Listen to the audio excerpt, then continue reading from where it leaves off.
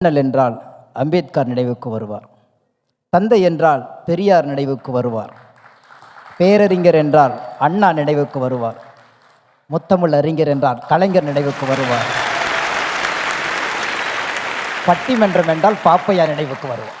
இதை கழிச்சிட்டேன்.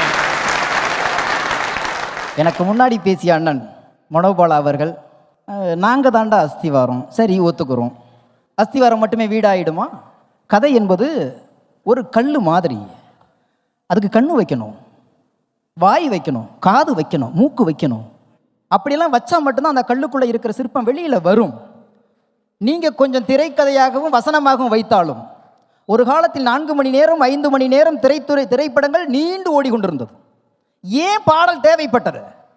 குறைந்தபட்சம் 25 நிமிடம் 30 நிமிடத்தில் கதைகளத்தை சொல்ல முடியாத இடத்தில் வெறும் 3 நிமிடத்தில் பாடல்கள் மூலம் அந்த கதையை சொல்லிவிடலாம் என்று தீர்மானித்தார். அங்கே பாடல் தேவைப்பட்டது. எங்கள் மூத்த தந்தை எழுதியிருப்பான் கண்ணதாசன், எறும்பு தோலை உரித்து பார்த்தால் யானை வந்ததடா, இதய தோலை உரித்து பார்த்தால் ஞானம் வந்ததடாமா. நீங்க 4 மணி நேரம் சொல்லு போற கதைகள் 2 வரியில தூக்கி எறிஞ்சிட்டு போனோம். கர்ணன் ஒரு படம் பார்த்தீங்களா? செஞ்சோற்று கடன் தீர்க்க சேராத இடம் தேடி வஞ்சத்தில் வீழ்ந்தாயடா கர்ணா, வஞ்சகன் கண்ணனடா கர்ணா, வஞ்சகன் கண்ணனடா. உங்க ஒட்டுமொத்த கதை முடிஞ்சு போச்சு. ஒரு பாட்டு சொல்றோம், என்ன படம்னு உங்களால சொல்ல முடியும்? ஒரு சீன் சொல்லுங்க, இந்த கதையை நீங்க உள்ளவங்களை சொல்லிட்டா நாங்கள் தோற்று விடுகிறோம் என்று சரணமடைந்து விடுகிறோம். இவர் சொல்றாரு, பாட்டே இல்லடா படம் வருதுறானே. ஏதோ அபூர்வமா எங்களுக்கு ஒரு ஒத்த செருப்பு கிடைச்சிருக்கு ஒரு 10 வருஷம் கழிச்சு. ஒரு வருஷத்துல 400 படம் ரிலீஸ் ஆகுதுனே மனோபாலா அண்ணே. எத்தனை படனே பாட்டு இல்லாம வருது சொல்லுங்கண்ணே. இன்னைக்கு பைசல் பண்ணிடலாம் கணக்க. நீங்க தான் எங்களுக்கு கதை கொடுக்குறீங்க, நாங்க இல்லைன்னு சொல்லல. பாடல்கள் என்பது கதையை தூக்கி பிடிக்கிறதுக்கு. அதனால நாங்க இல்லாம வெற்றி பெற முடியுமாண்டா? உங்களால வெற்றி பெறவே முடியாது. இருக்கும் 100 படத்துல 6 படம் வெற்றி பெறலாம், மீதி 94க்கு நாங்கள் தேவைப்படுகிறோம்.